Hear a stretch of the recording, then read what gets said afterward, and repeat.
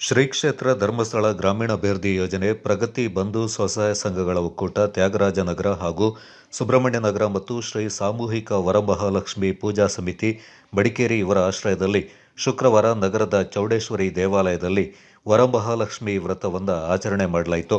ಕಾರ್ಯಕ್ರಮದ ಅಧ್ಯಕ್ಷತೆಯಿಂದ ಡಾಕ್ಟರ್ ರಾಣಿ ಮಾಚಾಯ ವಹಿಸಿದ್ರು. ಮುಖ್ಯ ಅತಿಥಿಯಾಗಿ ಮಡಿಕೇರಿ ಶಾಸಕ ಡಾಕ್ಟರ್ ಮಂತರಗೌಡ, ಶ್ರೀ ಕ್ಷೇತ್ರ ಧರ್ಮಸ್ಥಳ ಗ್ರಾಮೀಣಾಭಿವೃದ್ಧಿಯ ಯೋಜನೆಯ ನಿರ್ದೇಶಕರಾದ ಲೀಲಾವತಿ ಮತ್ತಿತರರು ಪಾಲ್ಗೊಂಡಿದ್ದರು.